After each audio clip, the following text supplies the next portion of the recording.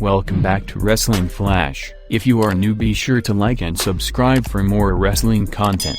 Without wasting any time, let's get into today's video. Rey Mysterio has hinted that he could join forces with Dominick Mysterio to challenge for the WWE SmackDown Tag Team titles. Speaking on a bump, the three-time WWE World Champion admitted that he never expected to hold a title with his son. However, now that they have been drafted to SmackDown as a tag team, he thinks gold could be in their futures. There's a lot of challenges out there for Dom and for me on SmackDown. We've talked about gold, something that is really in the back of our minds. What better time for us to obtain some gold as a tag team? I think that would be a dream that I did not have contemplated during this time. We always talked about being able to share the ring together, but when you talk about gold, it could literally be right around the corner. Rey Mysterio and Dominick Mysterio have only teamed together on 2 occasions so far in WWE. The first match ended in a no contest against Seth Rollins and Murphy on the August 24th episode of WWE Raw. 6 days later,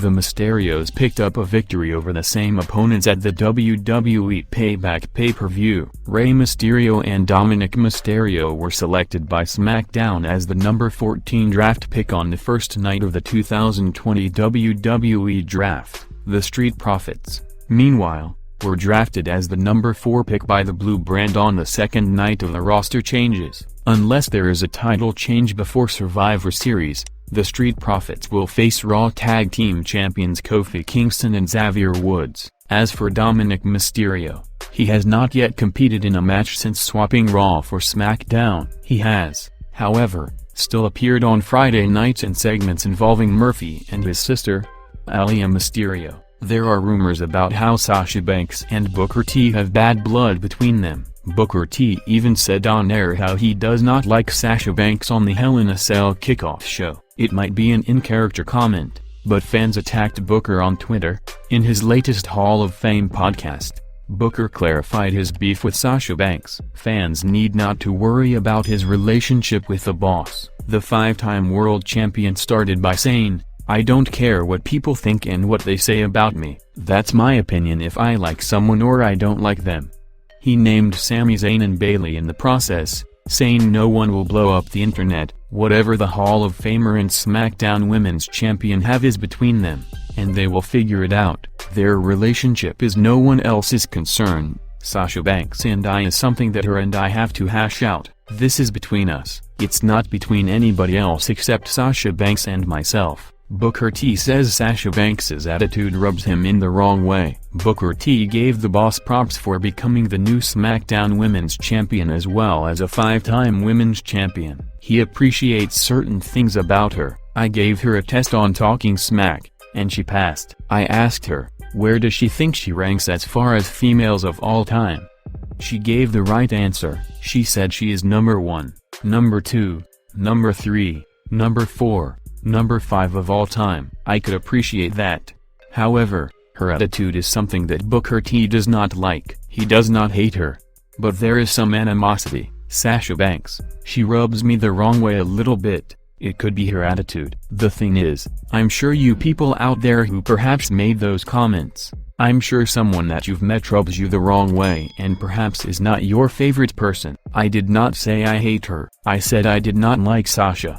That could mean a lot of things. My thing is this, Sasha Banks and I, that's between us." Booker ended the topic as he asked people to stay in their lane, and he and Banks will deal with their personal problems. Sasha is yet to respond to Booker's comments. Retribution started with great ambition and a lot of expectations. The group remained anonymous and attacked anyone and everyone on their road to vengeance. However, the group became lackluster after back-to-back losses to the Hurt Business in consequent weeks. However, Mustafa Ali begs to differ. Fans thought WWE was ruining yet another great storyline due to their lack of creativity and turning Retribution into a joke. A fan recently asked the group's leader Mustafa Ali if he feels overwhelmed with the amount of hate he receives. Ali specified that he does not care about the haters. In fact, he enjoys the interactions. He even threw some shade at WWE, seemingly blaming them for the dire straits of his group. Ali never gained a proper push in his singles run. He was written out of TV after an injury and came back this July. He revealed himself as the leader of Retribution past month. Mustafa Ali and Retribution will probably face Hurt Business at Survivor Series. WWE has built Retribution as a bunch of intruders trying to violate company rules. Mustafa Ali revealed that he had learned all of WWE's dark secrets and will use them against the company. To fight the infamous group, WWE appointed the security of Hurt Business. The team of MVP, Apollo Crews, Shelton Benjamin, and Cedric Alexander challenged and beat the group on a weekly basis. At the upcoming Survivor Series, WWE could settle the scores between the intruders and the security. The theme of Survivor Series is tag team matches. Hence, the idea seems likely. Otherwise, WWE would have shelved Retribution long ago. Let us know your thoughts in the comments below. CM Punk last wrestled in WWE in 2014. He left the company with a bitter experience that led him to say he won't wrestle ever again. Still, fans believe he will make a comeback. In a recent Twitter Q&A session, Punk was asked if he will wrestle Roman Reigns at next year's WrestleMania. Punk said he might. However, he had one condition: taking a jab at WrestleMania's long duration. Punk said he would wrestle Roman only if it's the opening match. It seems he does not have the patience to wait through all the matches and main event the greatest show in WWE. Punk and Reigns briefly faced each other when Reigns was still a part of the Shield. Back in 2014, Paul Heyman is unsure whether CM Punk will return to wrestling. CM Punk famously walked away from WWE in 2014. He later revealed he was suspended for 2 months for walking out. Still, when the suspension was over, nobody from WWE contacted him regarding a return, and instead, they served him termination papers on his wedding day that June. Before that, CM Punk publicly stated his frustration about not headlining WrestleMania despite being on the top tier. His last manager, Paul Heyman, revealed about his return in an interview. "I don't know," Heyman said.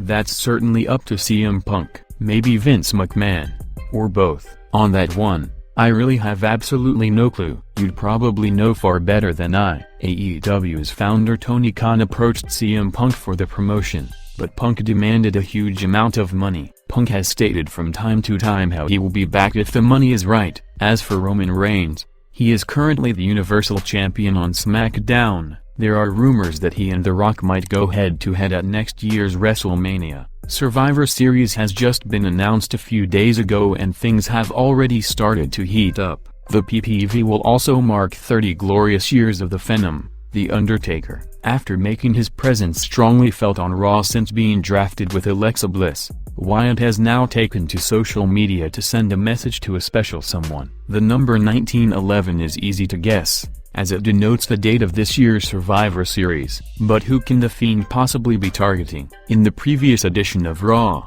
we saw him setting his eyes on Randy Orton, who was in the middle of his own problems with Drew McIntyre. However, this date and PPV has much more significance than any other past Survivor Series. The history of Bray Wyatt and The Undertaker. Prior to WrestleMania, Wyatt announced himself as the face of fear. At Fastlane, Wyatt came out of a casket and challenged The Undertaker to a match at WrestleMania 31. Unfortunately, Wyatt was unsuccessful and finished second place. That same year in October, Wyatt reignited his feud with the Dead Man after attacking him and carrying him backstage. The following night on Raw, the Wyatt family confronted Kane and got the same treatment. At Survivor Series, Wyatt and Harper lost to the Brothers of Destruction. This ended their feud for a second time. This year's Survivor Series marks the 30th year of Undertaker, who made his debut at this same PPV in 1990. Bray Wyatt has developed a sinister pattern since he transformed from the face of fear to the Fiend. All the people that did bad to him as the Eater of Worlds have become victims of his revenge.